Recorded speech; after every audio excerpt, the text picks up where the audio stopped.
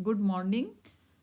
आज हम पाइला की एक्सटर्नल मॉर्फोलॉजी के कुछ और पॉइंट्स को यहाँ डिस्कस करेंगे। इससे प्रीवियस सेशन में हमने पाइला के स्ट्रक्चर के बारे में, उसके शेल के स्ट्रक्चर के बारे में स्टडी किया था। सबसे पहले पाइला की बॉडी वॉल या इंटेग्यूमेंट किस प्रकार की होती है। पाइला की बॉडी शेल के अंदर एनक्लोज्ड रहती है। बॉडी प्रॉपर जो है, उस बॉडी के ऊपर बॉडी वॉल या इंटेग्यूमेंट त्वचा का स्तर उपस्थित होता है।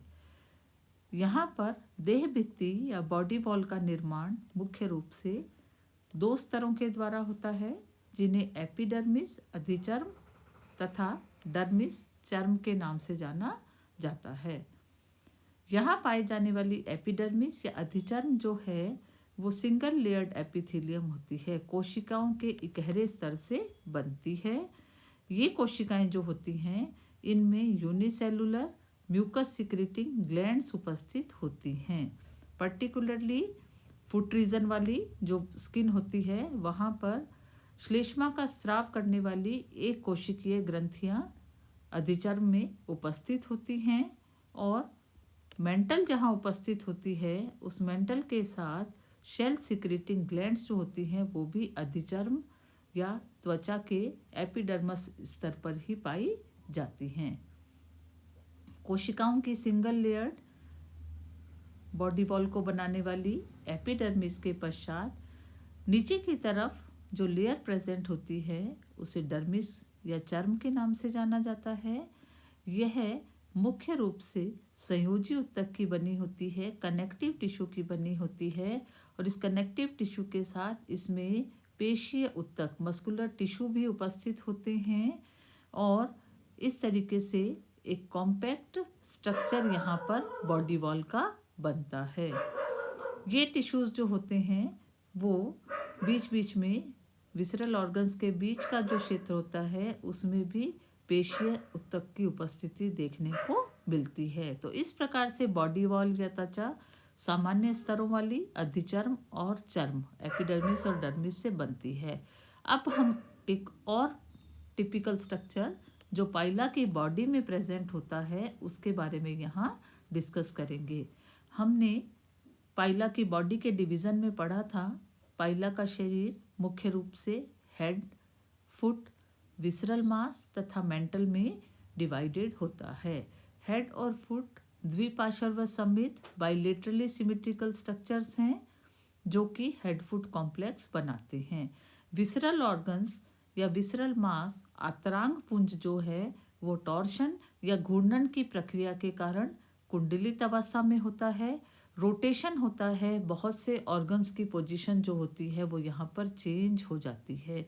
ये जितने भी विसरल ऑर्गन्स होते हैं इनके ऊपर एक मेम्ब्रेन स्ट्रक्चर प्रेजेंट होता है, मस्कुलर मेम्ब्रेन प्रेजेंट होती है, जिसे मेंटल या प्रवार के नाम से जाना जाता है। ये हमने पाइला की बॉडी डिवीज़न में पढ़ा था। तो यहाँ पर मेंटल मेम्ब्रेन जो होती है वो जितने ऑर्गन्स को अपने अंदर एनक्लोज करके रखती है, वो पूरी संरचना जो होती है उससे प्रवार गुहा या मेंटल कैविटी के नाम से जाना जाता है। और इस प्रवार गुहा या मेंटल कैविटी में पाए जाने वाले जितने भी ऑर्गन्स या आंतरांग पुंज या जो भी सिस्टम्स को बनाने वाले अंग उपस्थित होते हैं वो सम्मिलित रूप से पैलियल कॉम्प्लेक्स या प्रवार सम्मिश्र के नाम से जाने जाते हैं।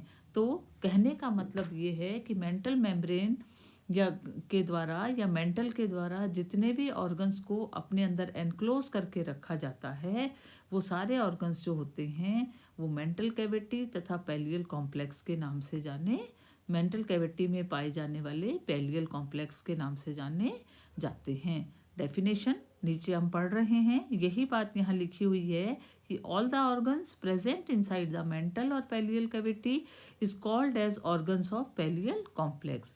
अब इसमें शामिल होने वाले ऑर्गन्स कौन कौन से होते हैं। इसमें शामिल होने वाले ऑर्गन्स जो होते हैं उन ऑर्गन्स के अंदर एक स्ट्रक्चर होता है जिसे एपिटीनिया कहते हैं। अभी हम डायग्राम के माध्यम से इस चीज़ को अच्छे से समझेंगे। एपिटीनिया जो होता है एक पर्दे जैसी संरचना होती है जो कि यहाँ पर पैलियल कैविटी या मेंटल कैविटी को दो हिस्सों में डिवाइड करने का काम करती है। राइट न्यूकल लोब की यहाँ बात आई है, इसके बारे में अभी हम डायग्राम के साथ डिस्कस करेंगे। तो एपिटीनिया जो है एक पर्दे नुमा मेम्ब्रेन नुमा स्ट्रक्चर है जो कि मेंटल कैविटी या पैलियल कॉम्प्लेक्स को राइट चैम्बर और लेफ्ट चैम्बर दो हिस्सों में विभाजित करती है। और इन दोनों ही हिस्सों में नीचे की तरफ दो प्रोजेक्शंस उपस्थित होते हैं, दो प्रवर्ध उपस्थित होते हैं जिन्हें न्यूकल पालियों के नाम से जाना जाता है। तो यहाँ पर राइट न्यूकल लोब की जो बात आई है उसका रेफरेंस यही है कि राइट चैम्बर की तरफ राइट साइड की तरफ पाए जाने वाला जो प्रवर्ध है उसे राइट न्यूकल लोब के नाम से जाना जाता है। इस तरीके से कैविटी का जो डिवीजन होता है मेंटल कैविटी का, एपिटीनिया की उपस्थिति के कारण वो दो अनइक्वल रीजन्स होते हैं। स्मॉल राइट रीजन, स्मॉल होता है राइट चैम्बर, और राइट चैम्बर जो होता है उसको ब्रेंकियल चैम्बर के नाम से जाना जाता है। तो right side of chamber is branchial chamber. Branchial chamber इसलिए क्योंकि इस भाग में पाइला का गिल श्वसन अंग जो है वह उपस्थित होता है।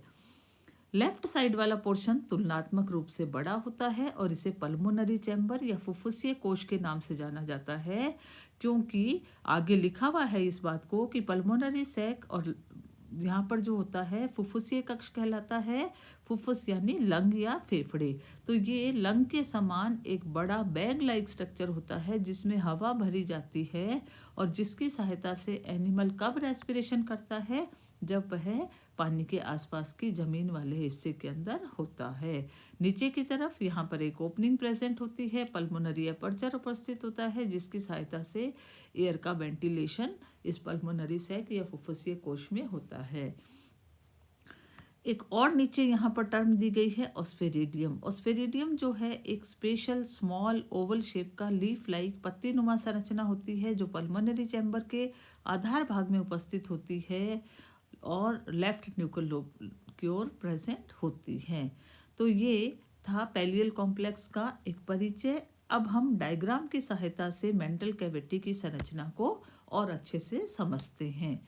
यहाँ पर ये जो डायग्राम बनाया गया है, यह डायग्राम हमें इस बात को प्रदर्शित कर रहा है कि मेंटल कैविटी जो है उससे या पैलियल कॉम्प्लेक्स को राइट और लेफ्ट दो चैम्बर्स में यहाँ डिवाइड किया गया है। राइट साइड वाला चैम्बर और इन दोनों के विभाजन के लिए यहाँ पर हम देख रहे हैं कि एपिटीनिया एक स्ट्रक्चर यहाँ पर प्रेजेंट है, एक पर्दे नुमा संरचना उपस्थित है। एपिटीनिया यहाँ पर ये जो प्रेजेंट है, इससे राइट साइड वाला पोर्शन जो है उसको यहाँ हम देख पा रहे हैं। राइट साइड वाला पोर्शन जो है इसमें पर्टिकुलरली कुछ विशेष अंग उपस्थित होते हैं, इनके बारे में हम वन बाय वन बात करते हैं। राइट साइड वाला चैम्बर ब्रेंकियल चैम्बर कहलाता है। ब्रेंकियल चैम्बर कहलाने का पहला आधार यहाँ पर पाइला का टेनिडियम, टेनिडियम कहते हैं गिल को। ये जो आप कॉम्ब लाइक स्ट्रक्चर यहाँ पर देख रहे हो ये पाइला का गिल है। यहाँ पर पाइला में टेनिडियम या गिल का नंबर जो होता है वो सिंगल होता है, केवल एक ही गिल यहाँ उपस्थित होता है। इस गिल की उपस्थिति के कारण राइट ब्रेंकियल चैम्बर यहाँ पर ये इसको नाम दिया गया है। ये जो पोर्शन होता है उस पोर्शन के साथ नीचे की तरफ हम देख रहे हैं एक यहाँ पर सूडोपोडियम लिखा गया है। ये सूडोपोडियम जो होता है ये चमड़ी का आउटग्रोथ है जिसे न्यूकल लोब के नाम से भी जाना जाता है। इसके अलावा ये जो पोर्शन होता है इस पोर्शन के साथ एनिमल का हम देख रहे हैं कि रेक्टम यहाँ पर लिखा गया है। रेक्टम यानी एलिमेंट्री कैनाल का last portion, terminal portion rectum, और रेक्टम की ओपनिंग जो यहाँ पर होती है वो भी राइट ब्रेंकियल चैम्बर में ही होती है। इसके अलावा एनिमल के पाइला जो है ये यूनिसेक्सुअल एनिमल है, मेल फीमेल अलग अलग होते हैं। तो यहाँ पर वेजाइना लिखा गया है, यानी कि नर जननांग का भाग नहीं होकर के मादा जननांग का भाग है। ये स्ट्रक्चर जो होता है ये भी राइट ब्रेंकियल चैम्बर वाले पोर्शन में ही प्रेजेंट होता है। इसके अलावा राइट ब्रेंकियल चैम्बर जो होता है इस पोर्शन के अंदर एक संरचना और उपस्थित होती है, और वो जो संरचना उपस्थित होती है उसको हाइपोब्रेंकियल ग्लैंड के नाम से जाना जाता है। और ये हाइपोब्रेंकियल ग्लैंड जो होती है ये पर्टिकुलरली इसी पोर्शन में प्रेजेंट होती है, उसकी ओपनिंग भी यहीं उपस्थित होती है। तो ये था राइट ब्रेंकियल चैम्बर का डिस्क्रिप्शन। पैलियल कॉम्प्लेक्स का राइट चैम्बर में मिलने वाली विशेष संरचनाएं। नंबर 1 गिल की उपस्थिति, नंबर 2 रेक्टम या मलाशय की उपस्थिति, रेक्टम 3 नर जननांग जो हैं मेल और फीमेल के अकॉर्डिंग यहाँ उपस्थित होते हैं। इसके अलावा यहाँ पर हाइपोब्रेंकियल ग्लैंड इसी पोर्शन में आकर के खुलती है और इसी पोर्शन में ये राइट न्यूकल लोब हम यहाँ पर देख पा रहे हैं।